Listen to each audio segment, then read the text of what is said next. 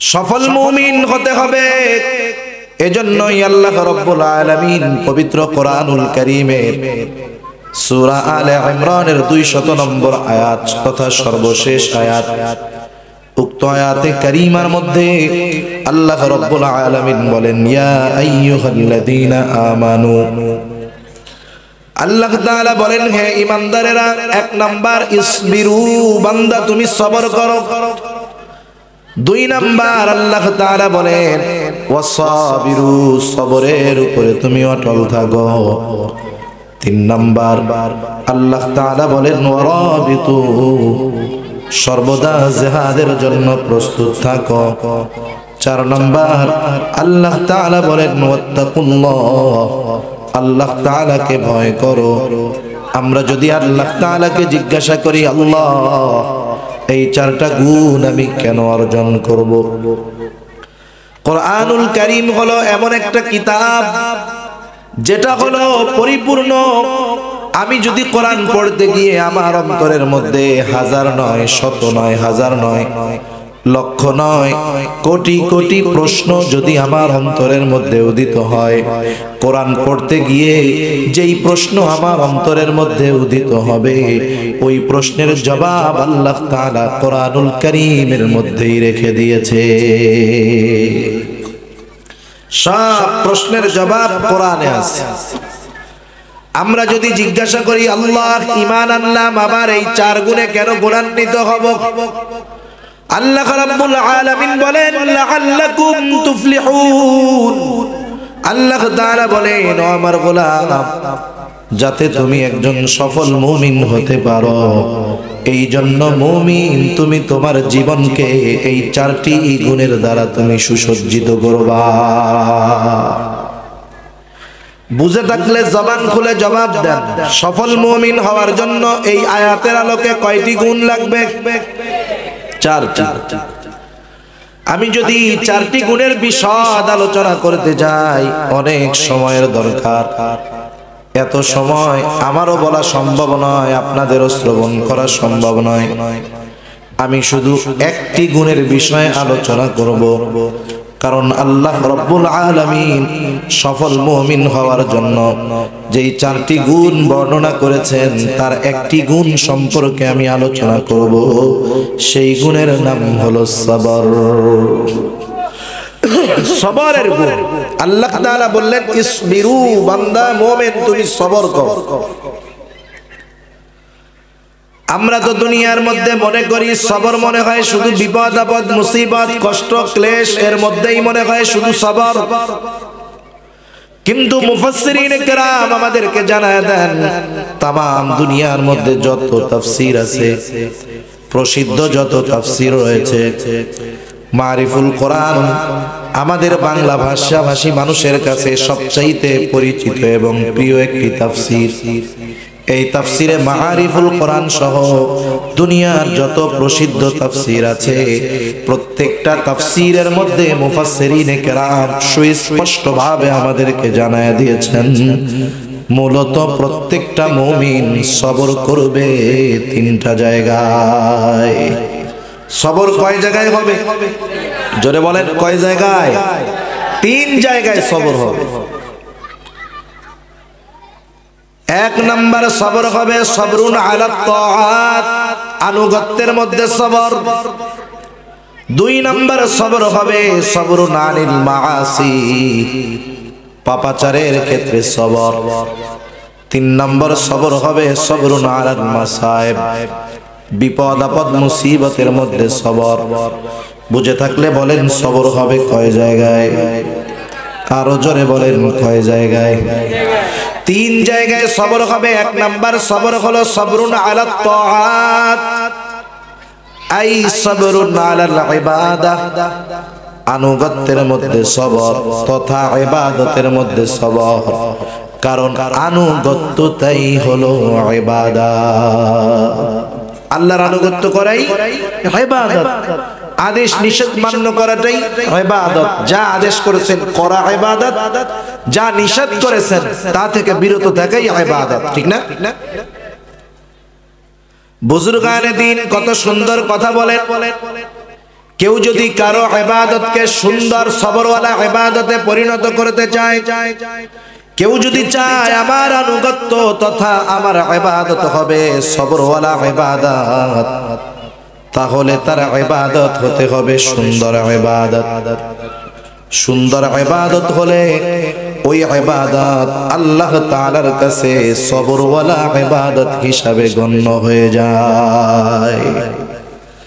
ইবাদত যদি সবরওয়ালা ইবাদত করতে হয়, গোটা জিন্দেগীর সব ইবাদত যদি আমরা সবরওয়ালা সুন্দর ইবাদতে পরিণত করতে চাই, অনেকগুলা জিনিস লাগে। সবচাইতে গুরুত্বপূর্ণ দুইটা জিনিস প্রত্যেকটা ইবাদতের মধ্যে যদি থাকে, তাহলে ওই ইবাদত সুন্দর সবরওয়ালা ইবাদত হয়ে যায়। সুবহানাল্লাহ। সবরওয়ালা ইবাদত হবে যদি ইবাদতের মধ্যে দুইটি গুণ পাওয়া যায়। এক নাম্বার গুণের নাম হলো ইখলাস। যে ইবাদতের মধ্যে ইখলাস থাকে সেই ইবাদত হয় সবরওয়ালা সুন্দর ইবাদত। সুন্দর আবার কাকে বলে? সৌন্দর্যের সংজ্ঞা আমাদের একটু জানারও দরকার। আমরা সুন্দর বলি সাধারণত যেটা দেখার পর আমাদের চোখের ভালো লাগে, চোখ মজা পায়, তৃপ্ত হয়। যেমন একটা বাচ্চার চামড়া যদি সাদা হয়, আমরা বলি ছেলেটা অথবা মেয়েটা বড় সুন্দর, তাই না? কারণ গায়ের চামড়া সুন্দর, সাদা ফর্সা, এটা দেখার পরে আমরা কি বলি? যাই রে, বাচ্চাটা অনেক সুন্দর, দেখতে অনেক ভালো লাগে। আমাদের দৃষ্টিতে সুন্দর কেন বললাম যে ওর চামড়াটা সাদা, এই জন্য, ঠিক না? কিন্তু আমাদের সামনে যদি একজন আফ্রিকার লোক আইনা দেয়, যেগুলো কালো, এত কালো, আমরা ওইটা দেখলে সুন্দর বলবো? ভাই রে কি দেখলাম, কালো, সুন্দর না। আমাদের সংজ্ঞায় চোখ দিয়া দেখতে ভালো লাগে নাই, তাই আমরা এটা সুন্দর বলি নাই। আল্লাহ তাআলার সংজ্ঞায় সুন্দর কিন্তু কালা ধলার উপরে নির্ভর করে না। এমনটা নয় যে আল্লাহ তাআলার কাছে যে ধলা, যে সাদা সে দামি, যে কালো সে দামি নয়।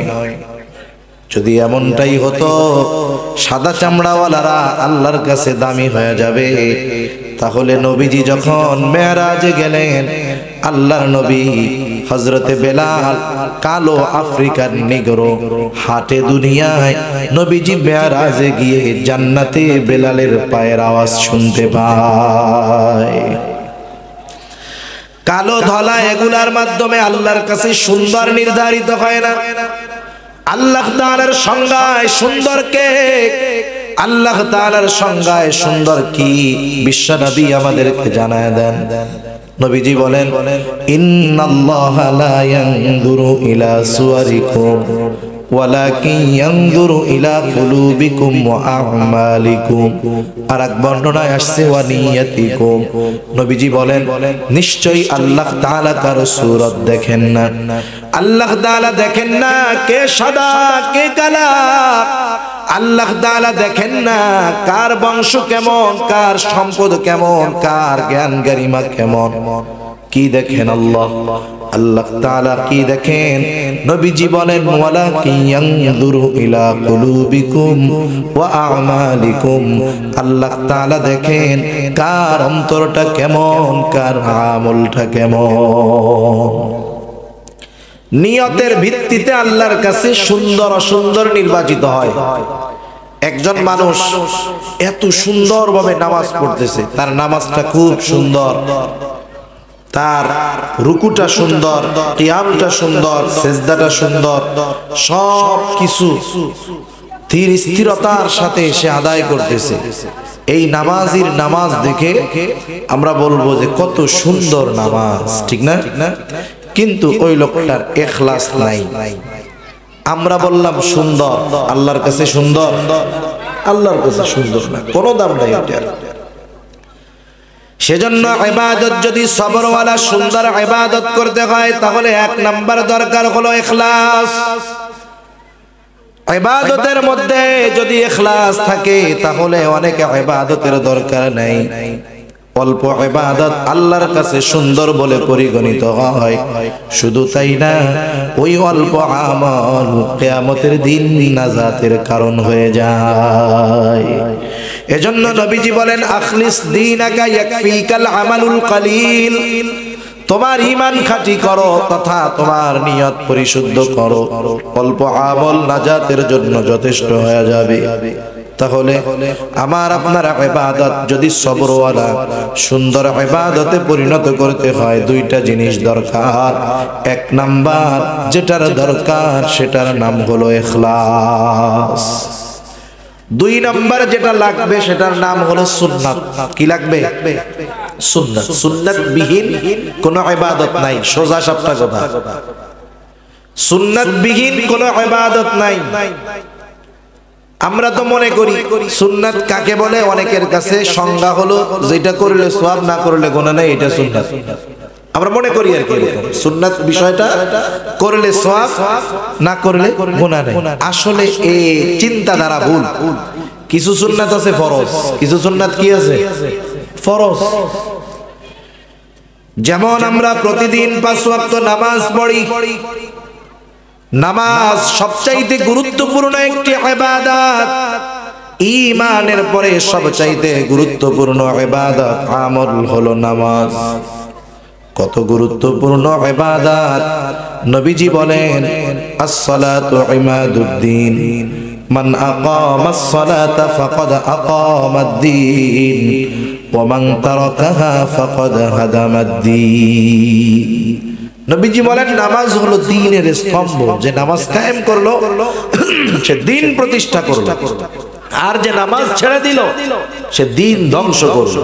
কত গুরুত্বপূর্ণ একটা বিষয়। আবার নবীজি আমার বলেন, আউয়ালু মা ইউহাসাবু বিহিল আবদু ইয়াউমাল কিয়ামাতিস সালাম। নবীজি বলেন, কিয়ামতের দিন সর্বপ্রথম নামাজের হিসাব আল্লাহ তাআলা নেবেন। নবীজি বলেন, যার নামাজের হিসাব যথাযথভাবে হয়ে যাবে, তার বাকি হিসাবগুলা যিনি সহজ করে দিবেন তিনি কে? তার বাকি হিসাবগুলো সহজ। গুরুত্বপূর্ণ এক ইবাদত। শুধু তাই না, নবীজি বলেন, বাইনাল আবদি ওয়া বাইনাল কুফরি তারকুস সালাহ। কাফের এবং মুমিনের মধ্যে পার্থক্যকারী ইবাদত হলো নামাজ। কাফের নামাজ পড়ে না, মুমিন নামাজ ছাড়তে পারে না। কত গুরুত্বপূর্ণ। শুধু তাই না, কোরআনুল কারীমের মধ্যে আল্লাহ রাব্বুল আলামিন 82 জায়গায় নামাজের কথা বলেছেন। কত গুরুত্বপূর্ণ একটা ইবাদত নামাজ। বলেন তো, নামাজ ফরজ করেছে কে? কিন্তু নামাজ কিভাবে পড়তে হবে সেটা কিন্তু আল্লাহ বলে দেয় নাই। এজন্য নামাজ ফরজ করেছে আল্লাহ। নামাজ কিভাবে পড়তে হবে শিখায় দিয়েছেন মুহাম্মাদুর রাসূলুল্লাহ সাল্লাল্লাহু আলাইহি ওয়াসাল্লাম।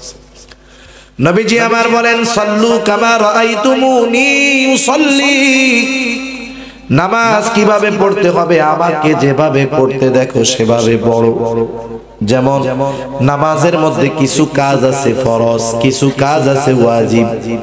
যেমন একটি ফরজ হলো রুকু করা। কি করা? রুকু করা।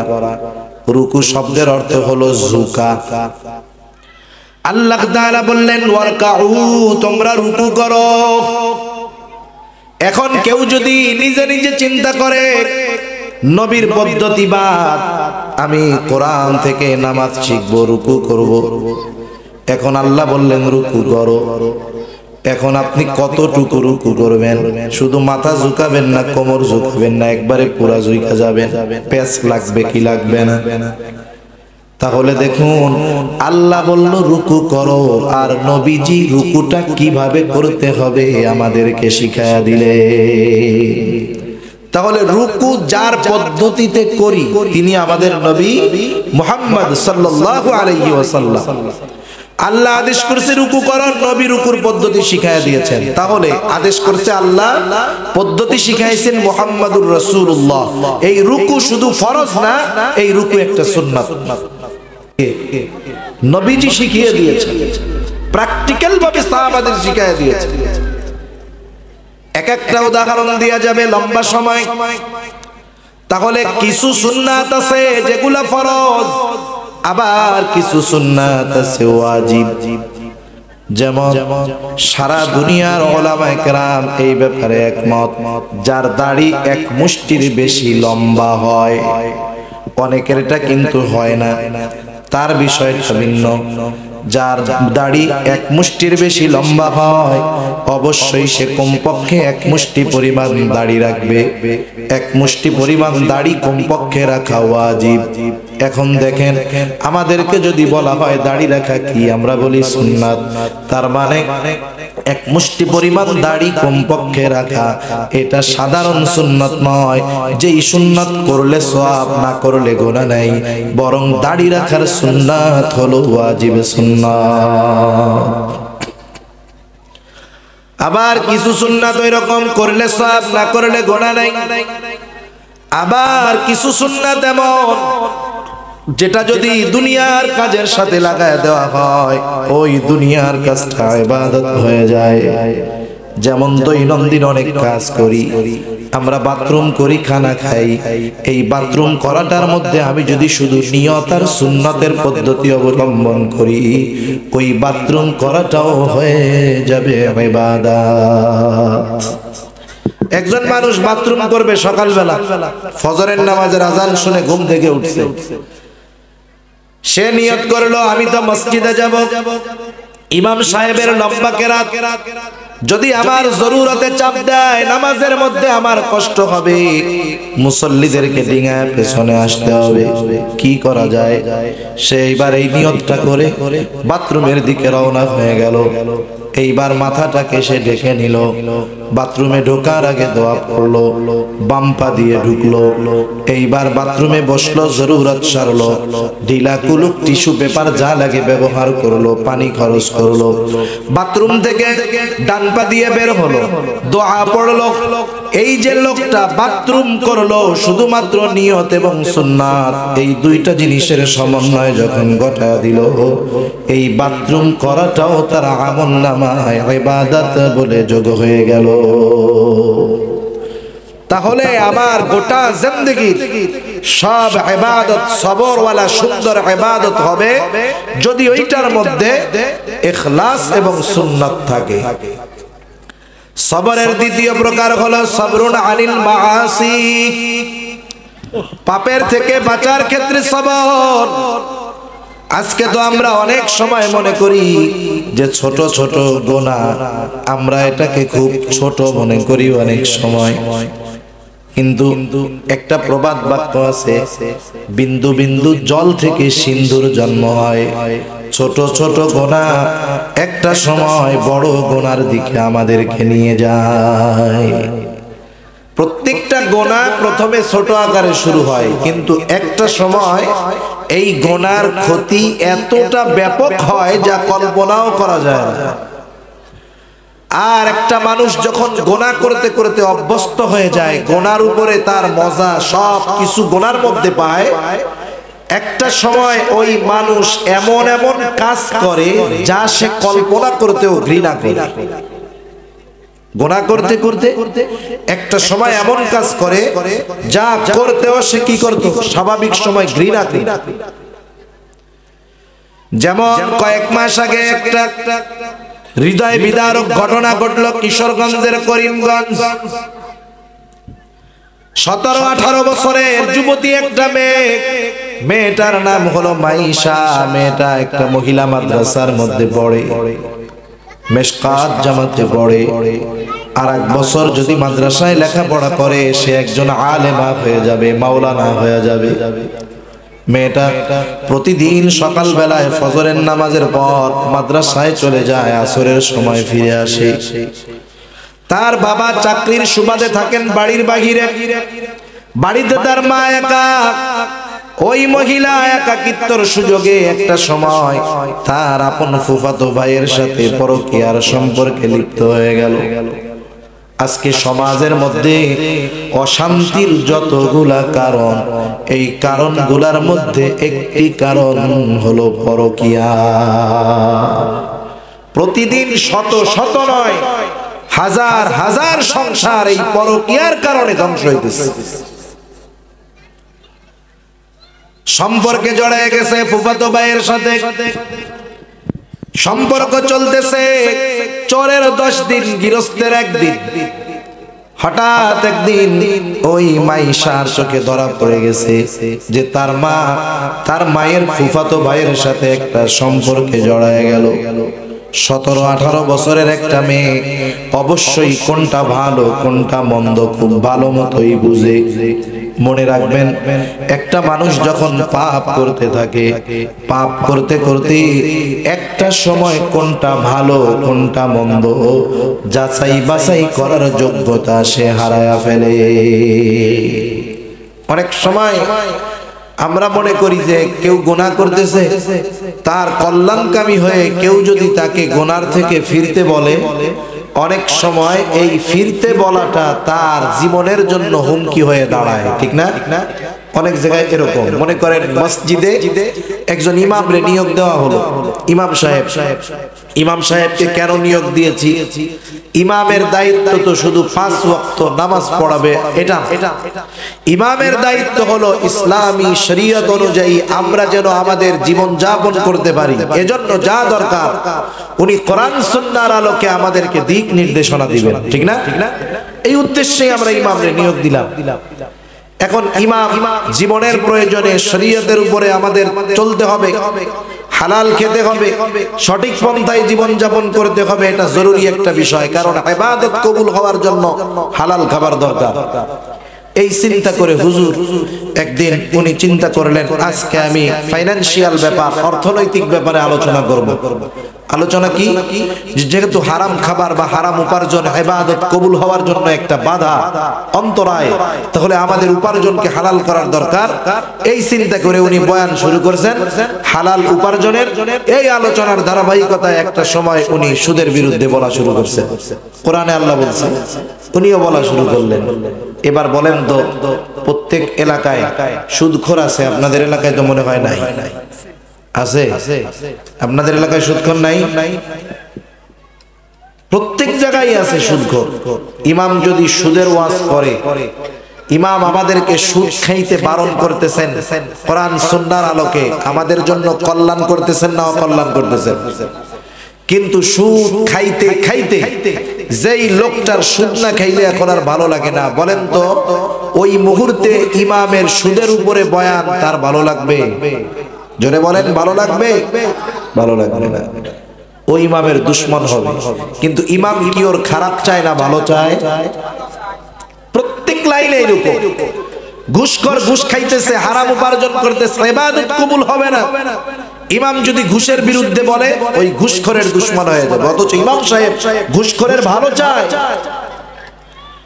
নেশাখোর নেশা করতে করতে জীবনটা শেষ।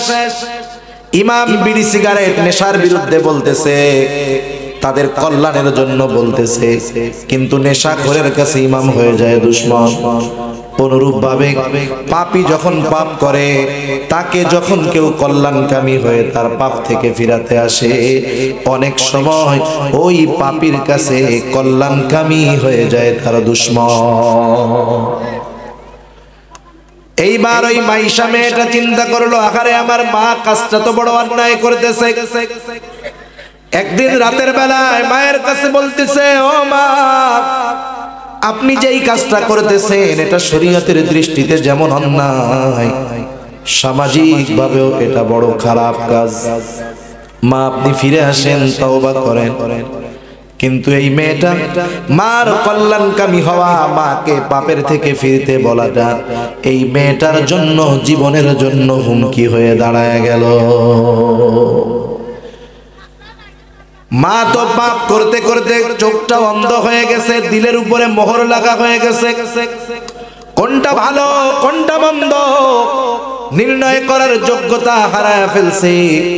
এইবার মহিলা চিন্তা করলো, আহারে আমার এত মজার সম্পর্ক, আনন্দের সম্পর্ক আমার মেয়েটার কারণে শেষ হয়ে যাবে, ফাঁস হয়ে যাবে। না না, এটা করতে দেওয়া যায় না। কি করতে হবে?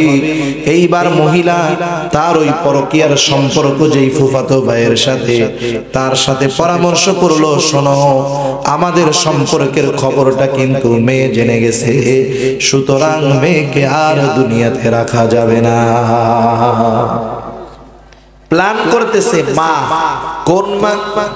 যেই মা মেয়েটাকে 10 মাস গর্ভে রাখছে, যেই মা 2টা বছর দুধ পান করায়ছে, এই মা কলিজার টুকরা সন্তান মেয়েকে মেরে ফেলার প্ল্যান করতেছে। আচ্ছা, ও তো গুনাহগার করতেছে। এইরকম স্বপ্ন যার ছেলে আছে মেয়ে আছে, কেউ যদি রাতের বেলায় ঘুমাইয়া দেখেন, স্বপ্নে বহুত কিছু দেখা যাইতে পারে। আমরা তো আর আল্লাহর ওলি না যে আমাগো স্বপ্ন ওহি। আমাদের স্বপ্ন ওহি না, আমাদের স্বপ্নে কিছু আসে যায় না। বুজুর্গদের স্বপ্ন ওহি না, নবীদের স্বপ্ন শুধুমাত্র ওহি। আমরা যে স্বপ্নই দেখি শয়তান দেখাইতে পারে স্বপ্ন, কিন্তু এইরকম স্বপ্ন যদি দেখি যে আমি স্বপ্নে দেখলাম আমি আমার মেয়েটাকে ছেলেটাকে মাইরা ফেলানোর প্ল্যানিং করতেছি, সকালবেলা উঠা মনটা খারাপ লাগবে, সি সি কি স্বপ্নে দেখলাম। এই স্বপ্ন দেখাটাই আমার 2 মাস ব্যাপী পীড়া দিবে যে কি স্বপ্ন দেখলাম আমার কলিজার টুকরা সন্তানের ব্যাপারে। ঠিক কিনা বলেন? অথচ দেখেন একজন পাপী, সে তার নিজের মেয়েকে মেরে ফেলার প্ল্যান করতেছে, একটুও চিন্তা তার হচ্ছে না। এই যে অবস্থার সৃষ্টি হলো গুনার কারণে। ঠিক কিনা বলেন? এইবার প্ল্যান হয়ে গেল। একদিন আসরের আজানের সময় যখন মাইশা মাদ্রাসা থেকে বাড়িতে ফিরলো, আগের থেকেই 2 জনে প্রস্তুত। মেয়েটা ঘরে ঢোকার সাথে সাথে পেছন দিকের দরজাটা আটকা দেওয়া হলো। ঘরে ঢুকলো মাইশা, এবার দরজা আটকা দিয়া 2 জনে মিলে মেয়েটাকে চেপে ধরলো। মা চেপে ধরছে মেয়েটাকে মেরে ফেলার জন্য। হারে মাইরা ফেলতো তাও তো ভালো ছিল, কিন্তু কি করলো? যেই মা ওই মেয়েটাকে 2টা বছর দুধ পান করিয়েছে, যেই মা 10 মাস গর্ভে ধারণ করেছে মেয়েটাকে, সেই মা নিজে সহযোগিতা করে তার পরকীয়ার সম্পর্কের পুরুষটাকে দিয়ে নিজের মেয়েটাকে ধর্ষণ করালো। একটা সুস্থ মস্তিষ্কের মানুষ এমন জিনিস কল্পনাও করতে পারে না, বরং নিজের সন্তান, নিজের স্ত্রী, নিজের কন্যার জন্য জীবন দিয়ে দেয়। স্ত্রী সন্তানের সম্মান রক্ষার্থে নিজের জীবন দিয়ে দেয় বাবা। কিন্তু একটা মা কত নিকৃষ্ট মনা হলে নিজের কলিজার টুকরা সন্তানকে নিজে সহযোগিতা করে ধর্ষণ করাতে পারে। এইবার 2 জনে মিলে গলা টিপে মেয়েটাকে হত্যা করে ফেললো। আমি যেই কারণে কথাটা বলতে চাইলাম যে দেখেন, গোনা করতে করতে একটা মানুষ কত নিকৃষ্ট পর্যায়ে চলে যেতে পারে যে নিজের মেয়েকে হত্যা করতেও সে দ্বিধাবোধ করে না। প্রত্যেকটা গোনার লাস্ট অবস্থা ওইরকম, যে কোনো গোনার শেষ অবস্থা ওইরকম। নেশা করে, এটা গোনার কাজ না? নেশা করতে করতে এক সময় যখন নেশার টাকা পায় না, মা বাবা তার নেশার বাধা হয়ে দাঁড়ায়, মা বাবারে হত্যা করতে দ্বিধাবোধ করে? কোনো কিছু করে না। যেমন যৌতুক নেওয়া হারাম, দেওয়া হারাম, কোনো সন্দেহ নাই। কিন্তু আমাদের সমাজে, আমাদের দেশে যৌতুকের জন্য 1-2 জন নয়, হাজার হাজার নারী জীবন দিচ্ছে। ঠিক কিনা বলেন? এই যে পাপটা, লাস্ট ফিনিশিং কি? জীবন যাবে, ইজ্জত সম্মান যাবে, একটা পরিবার ধ্বংস হবে, সমাজ নষ্ট হয়ে যাবে। গোনা বাড়লে সামাজিক চেইন নষ্ট হয়ে যাবে। এই মানব সভ্যতা অসভ্য, মানুষ বসবাসের অযোগ্য বলে পরিণত হয়ে যাবে। সেজন্য গোনামুক্ত জিন্দেগি ছাড়া, গোনামুক্ত সমাজ ছাড়া সে সমাজে সুখ শান্তি আসতে পারে না। কি করলে গোনার থেকে সবর করা যাবে আল্লাহ তাআলা জানায় দিয়েছেন। শুধুমাত্র সেই পদ্ধতিগুলার প্রয়োগ দরকার। আমরা যদি সেই বিষয়গুলার প্রয়োগ করি নিজের জীবনে, আমি আগে সমাজ পরিবর্তনের চিন্তা বাদ দেই, রাষ্ট্র পরিবর্তনের চিন্তা বাদ দেই, আমি সর্বপ্রথম আমার নিজের পরিবর্তনের চিন্তাটা আগে করি। আমি যদি পরিবর্তন হই, আমার পরিবার পরিবর্তন হবে, আমার সমাজ পরিবর্তন হবে, আস্তে আস্তে একটা সময় গোটা এলাকা পরিবর্তন হবে। এটা সময় সাপেক্ষ ব্যাপার হলেও আগে আমাদের প্রত্যেকের নিজেকে নিজে পরিশোধন করার দরকার। গুনার থেকে বাঁচবো কেমনে? দেখেন সাহাবায়ে কেরাম, যারা সাহাবা হইছে এরা এক সময় তো আর সাহাবা ছিল না, ছিল সাহাবা ছিল না, এক সময় তো এরা ছিল পৃথিবীর অন্যতম নিকৃষ্ট মানুষদের অন্তর্ভুক্ত। রাসূলুল্লাহ সাল্লাল্লাহু আলাইহি ওয়াসাল্লামের পূর্ববর্তী সময় শিশু বৎসর রাসূলুল্লাহ সাল্লাল্লাহু আলাইহি ওয়াসাল্লামের পূর্ববর্তী কালকে বলা হয় আইয়ামে জাহেলিয়াত, চরম অজ্ঞতার যুগ, মূর্খতার যুগ। যে যুগে কোন পাপ নাই হতো না। কেমন কাজ হইতো দুই একটা উদাহরণ দেই ইতিহাস থেকে। দুই যুবক রাস্তার পাশে বসে গল্প করতেছে। কি করতেছে? গল্প করতেছে। হঠাৎ সামনে দিয়ে একটা মেয়ে হেঁটে যাচ্ছে, গর্ভবতী এক মহিলা। এই দৃশ্য দেখে একজন আর একজনকে বলতেছে, দোস্ত বলো তো ওই মহিলার গর্ভে ছেলে না মেয়ে? একজন বলে ছেলে, আর একজন বলে মেয়ে। আছে তো এই দুইটার একটা, ঠিক না? সঠিক তো দুইজনের একজনেরটা হবে, কিন্তু কেউ কারোটা মাইনা নেয় না। ওদের মতো ওই অভ্যাসগুলা আমাদের সমাজেরও লোকদের আছে না নাই? করোনাকালীন সময়ে সর্বপ্রথম সম্ভবত রাজবাড়ী, করোনার সময় সবচেয়ে উচ্চারিত বাক্য শব্দগুলোর মধ্যে একটা শব্দ হইল মাস্ক, ঠিক না? যে মাস্ক চিনে না, ল্যাংটা বলাও এখন মাস্ক চিনে, বুড়া থেকে গুড়া। দুই বন্ধু তর্কাতর্কি লাগছে, একজনে বলে মাস্ক আর একজনে বলে মাস্ক। শব্দর বিপরীত ভুল হইতেই পারে উচ্চারণে। অনেকে যেমন রিকশারে বলে রিস্কা, রিকশারে যদি কেউ রিস্কা বলে তাহলে রিকশার চার চাকা হয়ে যাবে না, চাকা তিনটাই থাকে, ঠিক না? এখন দুই বন্ধু গ্যাঞ্জাম শুরু করছে, একজনে কয় বেটা মাস্ক আর একজনে কয় বেটা মাস্ক। মারামারি কইরা অন দা স্পট একজন ডেড, অনেকজন আহত, মামলা হামলা হইয়া গ্রামে পুরুষ শূন্য হয়ে যাওয়ার মতো অবস্থা। শুরু হয়েছে কি থেকে? মাস্ক আর মাস্ক। এগুলা সব জাহেলিয়াতের সময়ের কাজকর্ম। আমাদের সমাজে এগুলা চলে কি চলে না? একজন যুবক বলে ওর পেটের মধ্যে ছেলে, আর একজন বলে মেয়ে। দুইজনের তর্কাতর্কি এমন একটা অবস্থায় চলে গেল, কেউ কারোটা মেনে নিতে রাজি না।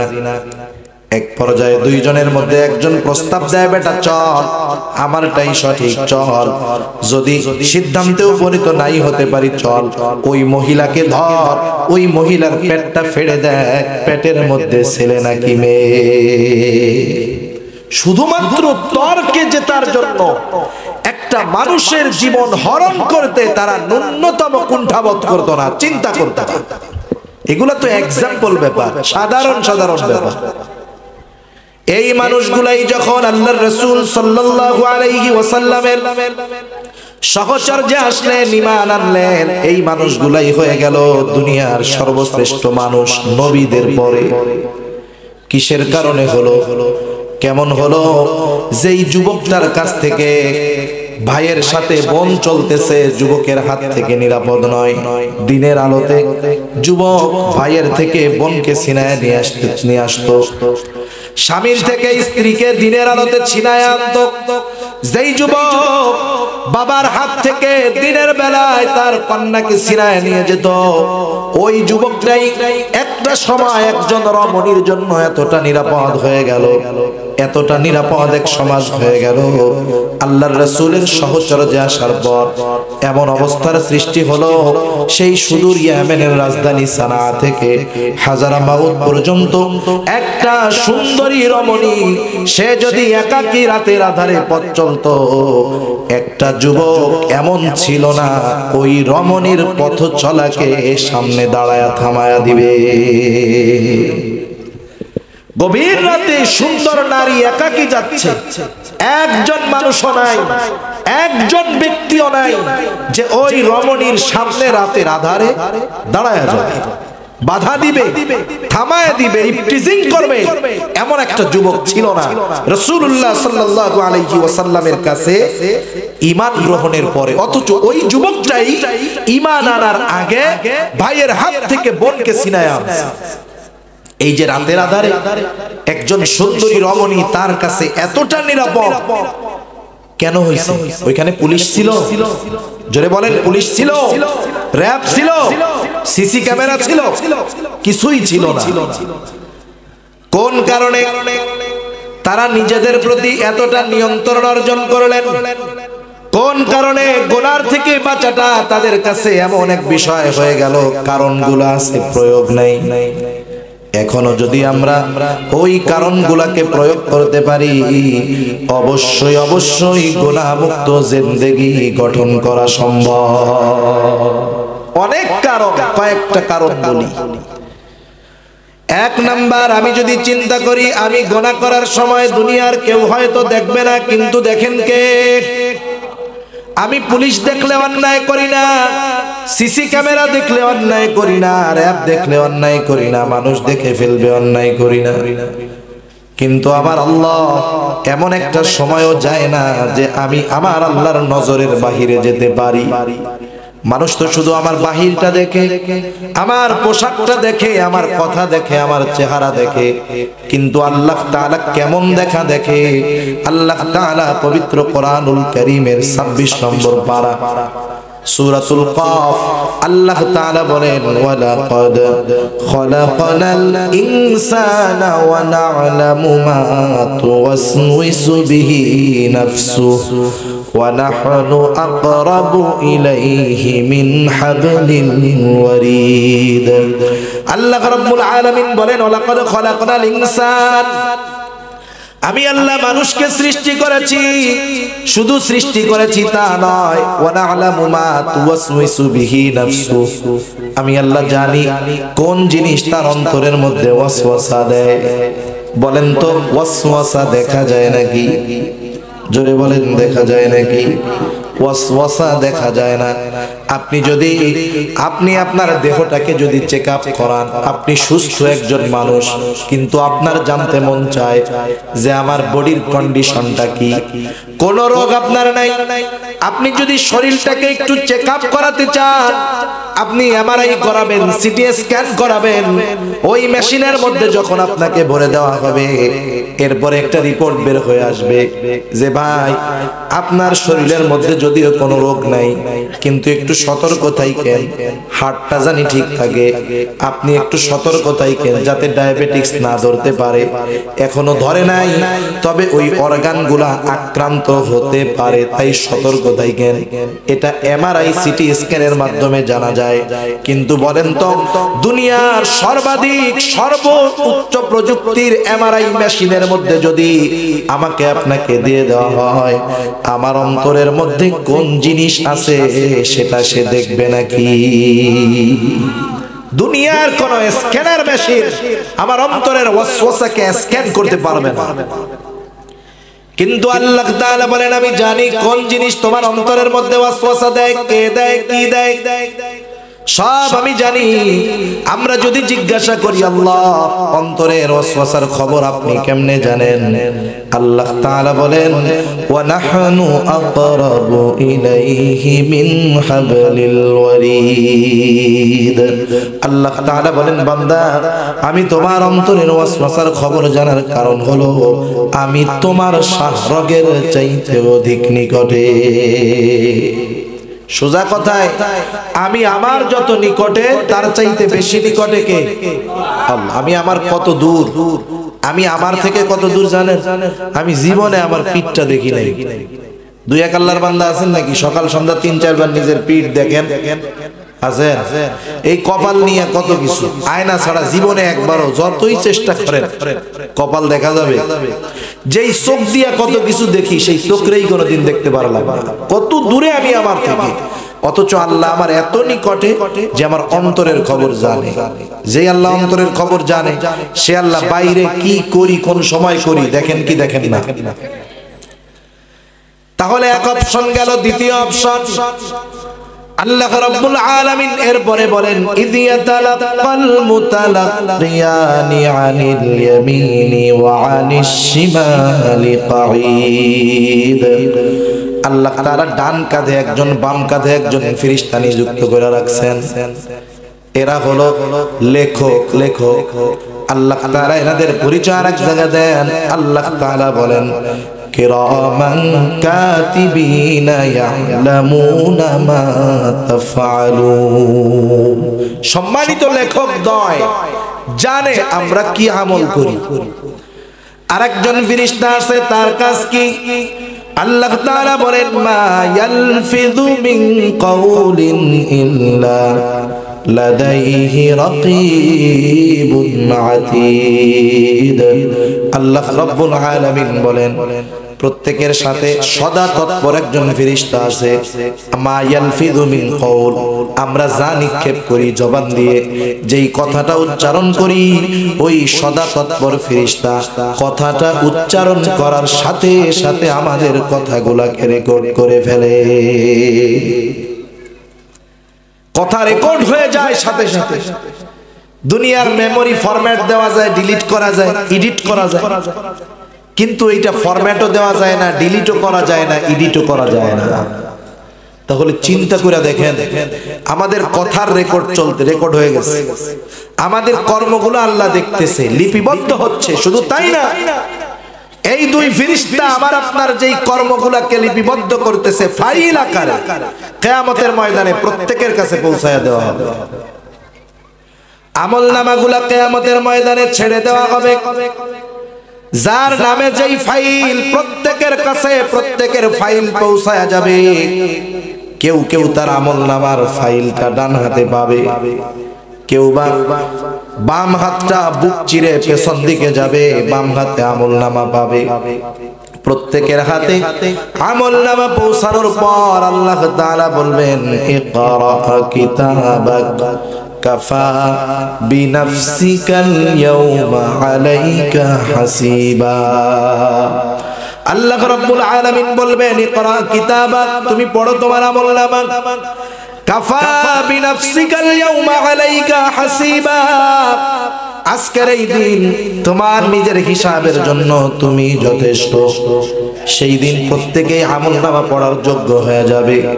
আমলনামাগুলো পড়বে, দেখে হতবাক হয়ে যাবে, হায় রে কেমন আমলনামা! আমার জিন্দেগির একটা ছোট বড় পাপ কাজ, নেকের কাজও বাদ যায় নাই।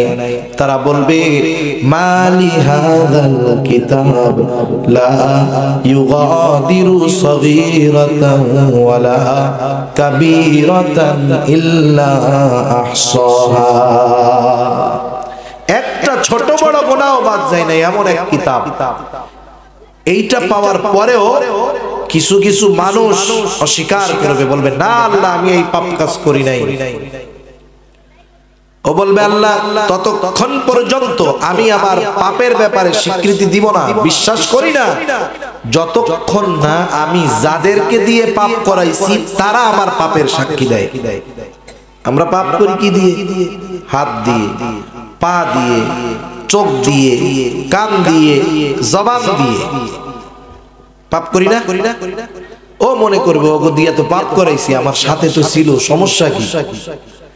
অনেক সময় একজন অপরাধ করছে, সাথে এমন একজন ব্যক্তিও আছে যেই ব্যক্তির কারণে 7 খুন মাফ হয়ে যাইতে পারে। এখন ওই যে আরেকজন, ওরে যদি এসে কয় তোমাকে পাপ তো ধরা পড়ে গেছে, ও বলবে আমাকেও কিছুই করতে পারবে না, আমাদের সাথে অমক আছে, বলে না এরকম? কি করবা বেটা, আমগুলোকে তো অমুকও আসিল, কি করবা? একাই তো 500। ওরা চিন্তা করবে যে হাত তো আমার সাথে পাপ কাজে ছিল, আর কথাই বা বলবে কেমনে, সাক্ষী বা দিবে কেমনে, এনে আমিও বাইসে যাব। কিয়ামতের দিন আল্লাহ তাআলার আদেশে হাত কথা বলবে। সূরা ইয়াসিনের মধ্যে আল্লাহ তাআলা বলেন আল ইয়াউমা নাখতিমু আলা আফওয়াহিহিম ওয়া তুকাল্লিমুনা আইদিহিম ওয়া তাশহাদু আরজুলুহুম বিমা কানু ইয়াকসিবুন। আমি তাদেরকে বলি যারা আজকে দুনিয়ার মজায় মত্ত হয়ে নিজের অঙ্গ প্রত্যঙ্গ গুলা দিয়ে গুনাহ করতেছো, গান শুনতেছো, অন্যায় অপরাধমূলক কাজ করতেছো, হাত দিয়ে ঘুষ নিচ্ছ দিচ্ছ, অন্যকে আঘাত করতেছো। আল্লাহর কসম, আল্লাহর কসম, এই হাত তোমার কাজের সহযোগী নয়, বরং এই হাত পা অঙ্গ প্রত্যঙ্গ হলো আল্লাহর গোয়েন্দা। আজকে কিছু বলবে না, যত পিটাবা তোমার হাত দিয়ে আছে পিটায়া দিবে, কিন্তু কিয়ামতের দিন আল্লাহ তাআলা বলেন আল-ইয়াওমা নাখতিমু আলা ওয়া তাশহাদু আরজুলুহুম বিমা কানু ইয়াকসিবুন। আল্লাহ তাআলা বলেন আল-ইয়াওমা, আজকের এই দিন অর্থাৎ কিয়ামতের দিন, নাখতিমু আলা আফওয়াহিহিম, আমি তাদের মুখের উপরে মোহর লাগায়া দিব। বাক শক্তি রুদ্ধ হয়ে যাবে, কথা বলতে পারবে না।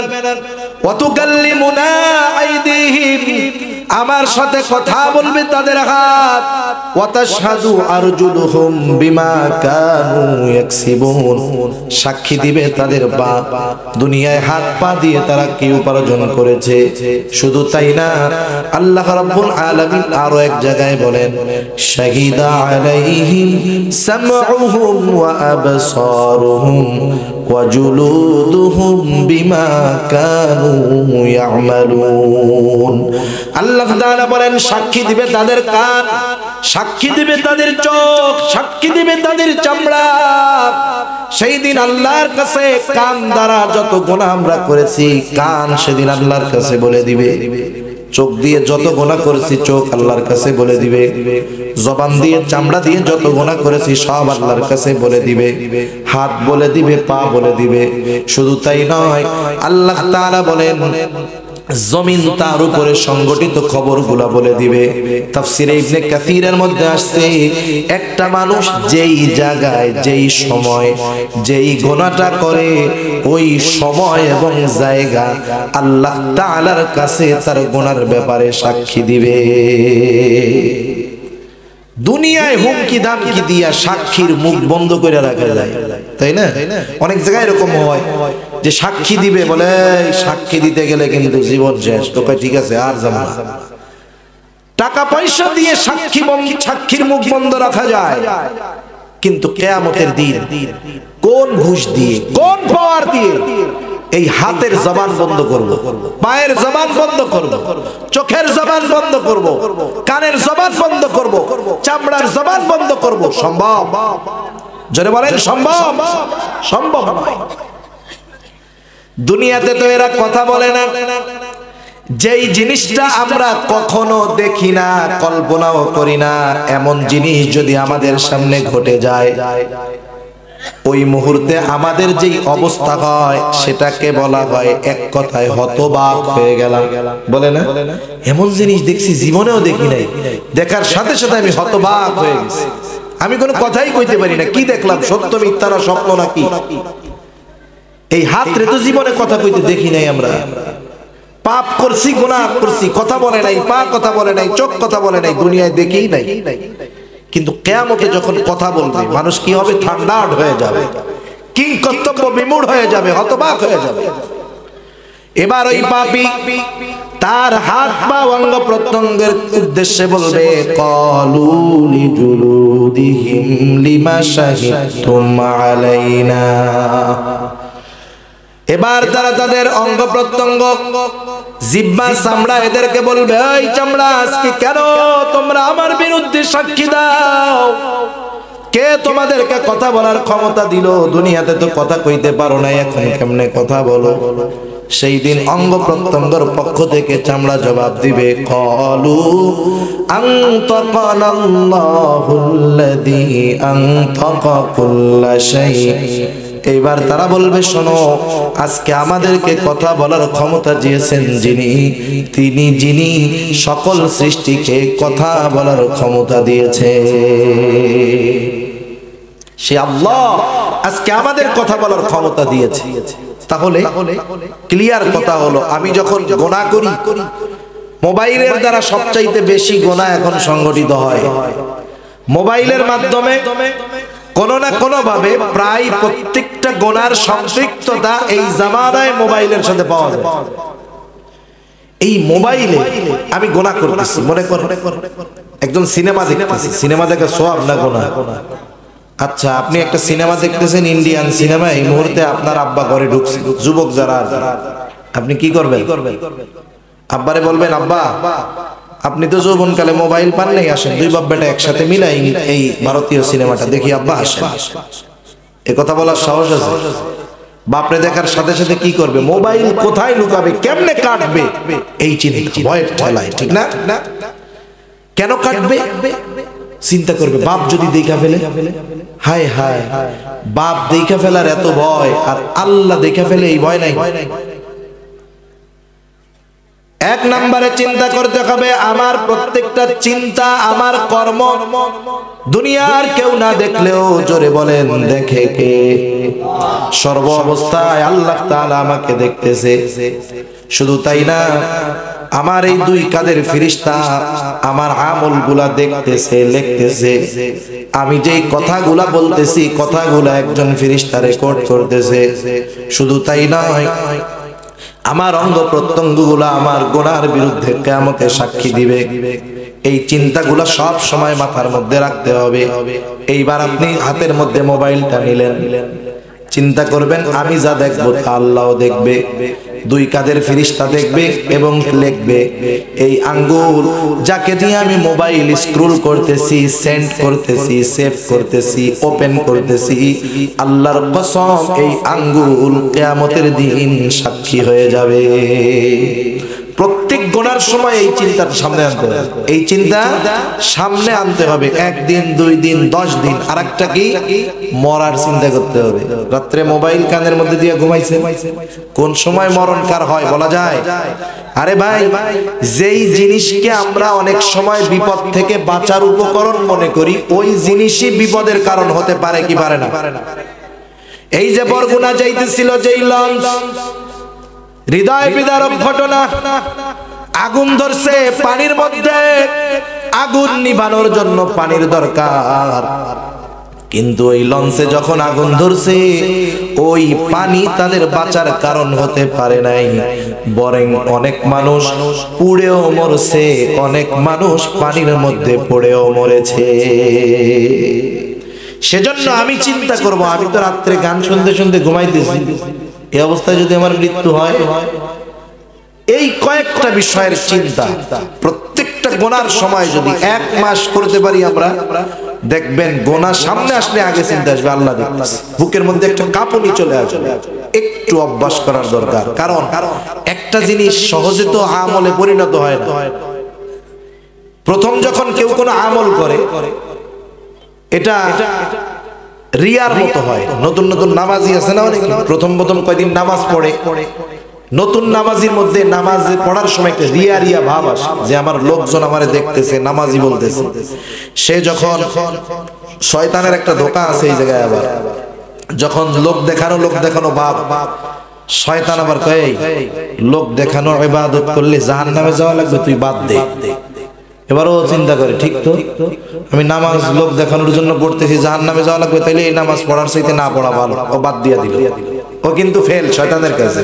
শয়তান যে ধোঁকাটা দিছে, নেক্সট সূরাতে ধোঁকা দিছে না, কত সুন্দর কথা বলে, দেখ নামাজ পড়তেছ, এই নামাজ আল্লাহর জন্য, তোর তো মনের মধ্যে আসতেছে যে মানুষ দেখুক, এই নামাজ পড়ে কোনো লাভ নাই, দেখ ভাই তুই নামাজ পড়িস না। কত মিষ্টি ভাষা, কত মিষ্টি চিন্তা দিয়ে নামাজ থেকে সরাই দিল। সেজন্য শয়তান নেক্সট সূরাতে ধোঁকা দেয় বেশি। এরপরে যদি সে ওই ধোঁকা উত্তীর্ণ হয়ে যেতে পারে, যে শয়তানের ওয়াসওয়াসা আসতে বলে, এই মন শয়তান যা হয় হোক, আমি নামাজ পড়তে থাকবো, যা হয় হবে, এভাবে যদি 2, 4, 6 মাস নামাজ পড়ে, এবার আর তার নামাজ রিয়া থাকবে না। আরে মিয়া, এক কাজ এক মানুষরে কয়দিন দেখাবে? 2, 4, 10 দিন দেখলো, ভালো লাগলো, এরপরে তো পাবলিক জানবে ও নামাজ পড়ে, এরপরে এটা হবে আদাত, অভ্যাস। ফজরের আজান দিছে, এমনি ঘুম থেকে উঠে যাবে, নামাজ পড়বে, লোক দেখুক, এই চিন্তা থাকবে না। এই অভ্যাসের উপরে কিছুদিন চলার পরে এটা হয়ে যাবে আমাল। সুবহানাল্লাহ। কিন্তু ওই পর্যন্ত তো পৌঁছাইতে হবে, এর আগে যদি লাইনচ্যুত হয়ে যায় এই তো শেষ। সেজন্য আমি চিন্তা করব প্রত্যেক দিন প্রথম প্রথম মনে আসবে না, গুনাহ করার পরে মনে পড়বে, হায় রে আমি গুনাহটা করলাম, আল্লাহ দেখছে তো, আমি খালেস ভাবে তওবা করব। এরপরে এক সময় দেখবেন আস্তে আস্তে আস্তে আস্তে গুনাহ সামনে আসলেই আগে মনে পড়বে, হায় রে আমি গুনাহ করতেছি, আল্লাহ দেখতেছে। এই অবস্থা যখন আমার আপনার মধ্যে সৃষ্টি হবে, তখন দুনিয়ার সব গুনাহ থেকে আমরা সবর করতে পারবো। সুবহানাল্লাহ। সর্বশেষ সবরের 3 নম্বর প্রকার, সবরুন আনিল মাসায়েব, আলাল মাসায়েব। বিপদ আপদ মুসিবতের ক্ষেত্রে সবর। এ জিন্দেগিতে বিপদ আপদ মুসিবত আমাদের কম বেশি আছে না নাই? জোরে বলেন না, আছে না নাই? আমি আর বেশি সময় নিব না। একটা হলো, আমি যদি আমার গন্তব্যের অবস্থান আপনাদেরকে জানায় দেই, তাহলে আপনাদেরও সহজ হবে। অজানা পথ, যে পথ আমার চিনা নাই, পথটা যাওয়ার সময় অল্প হলেও বেশি মনে হয় না? কিন্তু যে রাস্তা আমি চিনি, মনে হয় যে যাওয়ার সময় 3 ঘন্টা লাগলো, আসার সময় 1 ঘন্টায় ক্লিয়ার। রাস্তা কি কম বেশি হয়েছে নাকি? হয় নাই। কিন্তু জানা না জানার কারণে অনেক সময় মনে হয় যাইতেছি কত না কত দূর, তার ঠিক আছে। এজন্য আপনারা আর 15টা মিনিট থাকতে পারবেন না ইনশাআল্লাহ? ভাগবেন কারা কারা 15 মিনিটের আগে? হাত উঁচা করে, এই যে কয়েকজন ভাগবে, হাত উঁচা করছে। আর 15 মিনিট সুন্দর একটা আমল দিয়ে আমরা আমাদের আলোচনা শেষ করবো ইনশাআল্লাহ। বিপদ আপদ মুসিবত এ দুনিয়াতে সবার আছে না নাই? আছে। আমরা কেউ চাই না যে বিপদ আপদ মুসিবতে পড়ি, কিন্তু আল্লাহ তাআলা বিপদ আপদ মুসিবত দিয়ে পরীক্ষা নেন। আমাদেরকে বিপদে ফেলানোর জন্য আল্লাহ বিপদে ফেলায় না, বিপদে ফেলানোর জন্য বিপদে ফেলান না, পরীক্ষা নেওয়ার জন্য বিপদে ফেলান। যে পরীক্ষায় পাশ করে ওই বিপদের চাইতে উত্তমটা আল্লাহ তাআলা তাকে দিয়ে দেয়। সেজন্য বিপদ আপদে হতাশ হব না। কোরআন সুন্নাহ আমাকে যা শিখাইছে ওই আমলগুলা করব।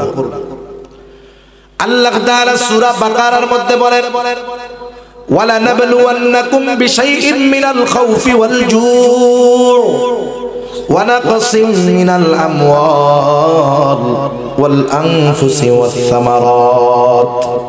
আল্লাহ তাআলা বলেন, আমি অবশ্যই অবশ্যই তোমাদের পরীক্ষা নিব। কত মেহেরবান দয়ালু আল্লাহ! শুধু পরীক্ষা নিবেন তা বলেই শেষ করেন নাই, বরং কোন কোন বিষয়ের পরীক্ষা নিবেন সেটাও জানায় দিয়েছে কে? আল্লাহ তাআলা বলেন, বান্দা পরীক্ষা হবে বিশাইইন মিনাল খাউফ, কিছুটা ভয়ের মাধ্যমে আমি আল্লাহ পরীক্ষা নিব। ওয়াল জু, ক্ষুধা তথা অভাব দারিদ্রতার মাধ্যমে আমি আল্লাহ তোমাদের পরীক্ষা নিব। ওয়ানাকসিম মিনাল আমওয়াল, আল্লাহ তাআলা বলেন তোমাদের মালের ক্ষতির মাধ্যমে আমি তোমাদের পরীক্ষা নিব। ওয়াল আনফুস, জান জীবনের দৈহিক শারীরিক মানসিক ক্ষতির মাধ্যমে আমি আল্লাহ পরীক্ষা নিব। হতে পারে সেই জানের পরীক্ষা তোমার নিজের, হতে পারে প্রিয়জনের। 4 নাম্বার, আল্লাহ রাব্বুল আলামিন বলেন ওয়াস-সামারাত, আমি আল্লাহ ফল এবং ফসলের ক্ষতি দিয়ে তোমাদের পরীক্ষা নিব। স্বাভাবিক পরীক্ষা এগুলার মধ্যেই হয়। কিছুটা ভয়ের কারণে অনেক সময় পরীক্ষার সম্মুখীন হতে হয়, কিছু সময় জানের ক্ষতি, মালের ক্ষতি, সম্পদের ক্ষতি, ফল ফসলের ক্ষতি, ঠিক না? তাহলে বোঝা গেল এগুলো আল্লাহর পক্ষ থেকে পরীক্ষা। মাঝে মধ্যে এমনটা হতে পারে। কত মেহেরবান আল্লাহ! শুধু বিপদে ফেলায় পরীক্ষা নিবেন তা না, আল্লাহ আসলে চায়টা কি চায়? আল্লাহ তাআলা মূলত চায় যে বান্দারে বিপদে ফেলাইলাম, পরীক্ষাটা কি? পরীক্ষাটা হলো এই বিপদে পড়ে বান্দা আমি আল্লাহকে বাদ দিয়ে আবার অন্য কারো কাছে সাহায্য চাই নাকি, এটা মূলত আল্লাহ দেখতে চায়। কারণ ঈমানের 6টি ভিত্তি। আমরা যদিও মক্তবে থাকতে ছোটবেলা 7টা পড়ছি, কিন্তু একটা আছে 2 in 1, একের মধ্যে 2। এই হিসাবে হাদিসের মধ্যে আসছে ঈমানের ভিত্তি 6টা। সর্বশেষ ওয়াল কদরি খাইরিহি ওয়া শাররিহি মিনাল্লাহি তাআলা, তাকদীরের ভালো মন্দ তথা গোটা জিন্দেগীর সব কল্যাণ অকল্যাণ কার পক্ষ থেকে? তাহলে বিপদ দেন, বিপদ থেকে উদ্ধার করেন আল্লাহ। আল্লাহ দেখতে চায় যে আমরা শুধু এইটুকুই বিশ্বাস করি নাকি যে বিপদ আল্লাহ দেয়, এতটুকুই কি শুধু বিশ্বাস করি, নাকি বিপদ থেকে উদ্ধারও আল্লাহ করেন এটাও বিশ্বাস করি? এটাই পরীক্ষা। এজন্য বিপদ আপদ মুসিবত দেওয়ার পর আল্লাহ তাআলা দুই আয়াত আগে আরেকটা খবর জানায়া দিয়েছে, বিপদে পড়লে সাহায্যের দরকার আছে না নাই? আল্লাহ তাআলা বলেন, ইয়া আইয়ুহাল্লাযীনা আমানুস্তাঈনু বিস-সাবরি ওয়াস-সালাহ। আল্লাহ তাআলা বলেন, হে ঈমানদারেরা, বিপদ আপদ মুসিবতে পড়েছো, ইস্তাঈনু, আমি আল্লাহর কাছে তোমরা সাহায্য চাও। বিপদ দেন আল্লাহ, আবার বিপদ থেকে সাহায্য চাওয়ার কথাও আল্লাহ বলেন। হায় আল্লাহ, আপনার কাছে কেমনে আমরা সাহায্য চাইবো? আল্লাহ তাআলা বলেন, বান্দা চিন্তার কোনো কারণ নাই, আমি আল্লাহ তাআলার কাছে সাহায্য চাইবা বিস-সাবরি ওয়াস-সালাহ, সবর এবং সালাতের মাধ্যমে, ধৈর্য এবং নামাজের মাধ্যমে সাহায্য চাও। কিছু কথা বলার দরকার, তাহলে বুঝে আসবে সবর কাকে বলে। আমরা যদি মনে করি যে সবর হলো বিপদে পড়ছি চুপ করে বসে থাকলাম, এটা মনে হয় সবর। বিষয়টা এমন না। হাত কেটে গেছে, আমি যদি মনে করি এটা যা হয় হবে, ধনুষ্টঙ্কর হোক আর পয়সা যায় যাবে, আমি সবরের উপরে থাকবো, এটা সবর না। জ্বর হইছে, ঘরে বসে রয়েছে, চিকিৎসা করবো না, টাইফয়েড হোক সবর করবো, মইরা গেলে গেলাম, এটা সবর না। কারণ আল্লাহর নবী এক হাদিসের মধ্যে আসতে নবীজি বলেন, তোমরা অসুস্থ হলে চিকিৎসা গ্রহণ করো। তার মানে বোঝা গেল চিকিৎসা গ্রহণ করা সুন্নাত, ঠিক না? তাহলে সবর কোনটা? বিপদ আপদে সবর আবার কাকে বলে? বিপদ আপদে সবর হলো আপনি যেই লাইনের বিপদে পড়বেন, ওই লাইনের বিপদ থেকে বাঁচার বৈধ প্রচেষ্টা করা সবরের বাহিরে নয়। যেমন আপনার টাকার দরকার, মেয়ের বিয়ে দিবেন, টাকা লাগে না? টাকা লাগে। এখন টাকা দরকার, টাকা নাই। টাকা পাওয়ার দুইটা পথ আছে, একটা বৈধ, একটা অবৈধ। অবৈধ পথ কি? আপনি ব্যাংকের থেকে সুদে আনলেন, এনজিওর থেকে সুদে আনলেন, এটা অবৈধ পথ। আরেকটা, আপনি অবৈধ পথে না গিয়ে আপনার আত্মীয় স্বজনের কাছ থেকে কর্জে হাসানা আনলেন, এটা বৈধ পথ। আপনি অসুস্থ হয়েছেন, আপনি চিকিৎসা গ্রহণ করতেছেন অসুস্থতা থেকে বাঁচার জন্য, এটা বৈধ পথ, সমস্যা নাই। সমস্যা কোথায়? যখন বিপদ আপদ মুসিবতে আল্লাহর দরবার বাদ দিয়ে আমরা অন্য দরবারে যাই, ঠিক কিনা বলেন? আবার এইটা মনে রাখতে হবে, অসুস্থ হয়েছে, চিকিৎসা করাইতেছে, এটা মনে করার সুযোগ নাই যে ডাক্তার এবং তার ট্রিটমেন্ট আমাকে সুস্থ বানাতে পারে। চেষ্টা করতে পারি ঠিক, কিন্তু চেষ্টার মধ্যে সফলতা দেন কে? একটা উদাহরণ আমি মাঝে মধ্যে বলি। মনে করেন আপনাদের চট্টগ্রাম অথবা কক্সবাজার হসপিটালের মধ্যে একটা ছেলে রাত 2টার সময় নামাজ পড়তেছে, নামাজ শেষ করলো, লম্বা মোনাজাত, হঠাৎ একজন মুরব্বী যুবকটাকে বলে, হে যুবক, তোমার মতো হাজারো যুবক এখন মোবাইলের মধ্যে ভিডিও দেখে, গান দেখে রাত কাটাইতেছে, কিন্তু হাসপাতালের নামাজের জায়গায় তুমি নামাজ পড়তেছো, তুমি কে হে যুবক? এবার ছেলেটা তো পরিচয় দিবে যে চাচা, আমার মা এইখানে অপারেশন থিয়েটারের মধ্যে আছে, আমার মায়ের অপারেশন চলতেছে, এজন্য আল্লাহর কাছে একটু দোয়া করলাম, আপনিও একটু দোয়া কইরেন যাতে করে আল্লাহ তাআলা আমার মায়ের অপারেশনটাকে সাকসেসফুল করে দেয়। এরকম দোয়া আমরা করি না? দোয়া করি, দোয়া চাই, বলি যে আমার ভাইয়ের অপারেশন দোয়া করেন, আল্লাহ জানি একটু সাকসেসফুল করে দেয়। এখন আপনাদের যদি জিজ্ঞাসা করি, অপারেশন থিয়েটারের মধ্যে অপারেশন ডাক্তার করে না আল্লাহ করে? সংশয় লেগে গেছে। অপারেশন কে করে? ডাক্তার করে। দোয়া কি চাইছে? আল্লাহ জানি সাকসেস করে, এটাই কথা। অপারেশন করে ডাক্তার, কিন্তু সাকসেসফুল করেন আল্লাহ। এজন্য বিপদ থেকে বাঁচার বৈধ চেষ্টা আমরা করতে পারি, কিন্তু মূলত বিপদ থেকে উদ্ধার করে কে? সেজন্য জিন্দেগীর সব বিপদ আপদে সবরটা এইরকম, আপনি আমি বৈধ পন্থায় বিপদ থেকে বাঁচার চেষ্টা করব, কিন্তু যেই পন্থা অবলম্বন করব তার উপরে ভরসা নয়, ভরসা হবে কার উপর? আর সাথে সাথে বিপদের সময় আমরা নামাজে দাঁড়ায় যাব, কারণ বান্দার সাথে আল্লাহ তাআলার সবচাইতে নৈকট্যতা অর্জন হয় নামাজের মাধ্যমে। এই জন্য দেখেন অন্যান্য ইবাদতের মধ্যে কথা বলার সুযোগ আছে, কিন্তু নামাজ এমন একটা ইবাদত তাকবীরে তাহরিমা বলার সাথে সাথে সালাম ফেরানোর আগ পর্যন্ত দুনিয়ার কারো সাথে কথা বলার সুযোগ নাই। কারণ তখন কথা হয় কার সাথে? আল্লাহ তাআলার সাথে কথা হয়। আল্লাহ বলে বান্দা ওয়াসজুদ ওয়াকতারিব, সিজদা বেশি বেশি সিজদা দাও আর আমি আল্লাহর অতি নৈকট্য অর্জন করো। সুবহানাল্লাহ। সেজন্য বিপদ আপদ মুসিবতে আল্লাহর কাছে সাহায্য চাইব সবর এবং সালাতের মাধ্যমে। অল্প কথায় যদি দিলের কান দিয়ে শুনে থাকেন সহজেই বুঝবেন। এবার আল্লাহ তাআলা কি বলেন দেখেন, আল্লাহ তাআলা কেমন জানি বলতে চান, যেই মুমিন বিপদ আপদ মুসিবতে সবর এবং সালাতের মাধ্যমে সাহায্য চায় সে সাধারণ মুমিন নয়, সে হলো সবের মুমিন। এজন্য আল্লাহ তাআলা বলেন, ও আমার গোলাম তুমি ছিলা শুধু মুমিন, আমি আল্লাহ তোমাকে একটা উপাধি দিয়ে দিলাম সবের। এখন তুমি শুনে নাও, যেহেতু তুমি সবের, ইন্নাল্লাহা মা'আস সাবিরিন, নিশ্চয়ই আল্লাহ রাব্বুল আলামিন ধৈর্যশীলদের সাথে আছে। এর মানে কি বুঝলেন? বিপদ আপদ মুসিবতে সবর এবং সালাতের মাধ্যমে সাহায্য চাইলে সাথে থাকে কে? আরো জোরে বলেন কে? সাবের মুমিন হয়ে গেল। সাবের মুমিনের জন্য কি পুরস্কার? আল্লাহ তাআলা বলেন, বাশশিরিস সাবিরিন, আমি আল্লাহ পরীক্ষা নিব কিছুটা ভয়ের মাধ্যমে, ক্ষুধার মাধ্যমে, জানের ক্ষতি, মালের ক্ষতি, ফসলের ক্ষতির মাধ্যমে। যেই মানুষগুলা সবরের উপরে থাকবে আল্লাহ তাআলা তাদেরকে বলেন সবের বান্দা। আর সবের বান্দার ব্যাপারে আল্লাহ তাআলা বলেন বাশশিরিস সাবিরিন, হাবিব আপনি ওই ধৈর্যশীল সবেরদেরকে জান্নাতের সুসংবাদ জানায়া দেন। সুসংবাদ জানান তার মানে জান্নাতের সুসংবাদ জানান। প্রত্যেকটা জিনিসের প্রাইমারি কিছু আলামত আছে। আলামত আছে না? আলামত আছে। যেমন একজন মানুষ বৃষ্টির মধ্যে মাটির রাস্তায় হাঁটতেছে, কাদা পিছলা হয়ে গেছে, মানুষ পড়ে যায় না? কাদাযুক্ত রাস্তায় চলার সময় পড়ে যায় না?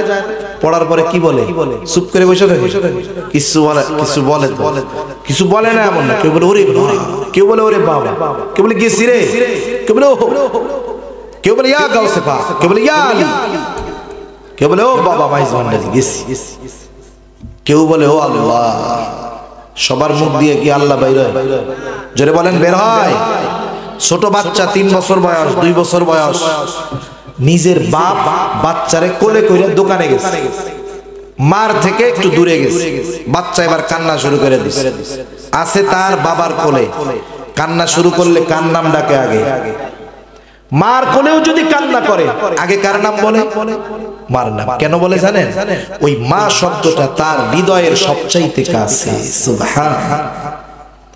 বিপদে পড়লে দেখলেন, যদি কেউ পড়েন ওই রকম বিপদে যে কেমন জানি মৃত্যু সামনাসামনি, আল্লাহ ছাড়া বাঁচানোর কেউ নাই, এই মুহূর্তে আপনার চোখে ওই ব্যক্তির চেহারা ভেসে উঠবে যাকে আপনি সবচাইতে ভালোবাসেন, তার কথা আগে মনে পড়বে। সে যদি সন্তান হয় সন্তান, মা বাপ হইলে মা বাপ, স্ত্রী হইলে স্ত্রী, ভাই হইলে ভাই। তাহলে বোঝা গেল বিপদ আপদ মুসিবতে সর্বপ্রথম তার কথাই অন্তরে আসে যাকে সবচাইতে বেশি ভালোবাসা হয়। এই কথার দ্বারা আল্লাহ কি বুঝায়া দিলেন? সবের মুমিন যারা, এরা যখন বিপদে পড়ে তারা কি বলে? আর সুসংবাদ কোন ধৈর্যশীল বান্দার জন্য? আল্লাহ তাআলা বলেন আল্লাযীনা ইযা আসাবাতহুম মুসিবা ক্বালু ইন্না লিল্লাহি ওয়া ইন্না ইলাইহি রাজিউন। আল্লাহ তাআলা বলেন সুসংবাদ ওই সমস্ত ধৈর্যশীলদের জন্য, তাদের উপরে যখন কোনো বিপদ আপদ মুসিবত পতিত হয় তারা প্রথমেই বলে ইন্না লিল্লাহ, নিশ্চয়ই আমরা আল্লাহর জন্যই, আবার আল্লাহর কাছেই আমরা ফিরে যাব। শুধু তাই না, রাসূল আকরাম সাল্লাল্লাহু আলাইহি ওয়াসাল্লাম এই আয়াতের তাফসীরে একটা হাদিস আসছে তাফসীরের মধ্যে, সহিহ মুসলিমের সম্ভবত 2011 বা 12 নম্বর হাদিস। এমন একটা দোয়া আল্লাহর নবী আমাদেরকে শিখায় দিয়েছেন, এমন একটা দোয়া।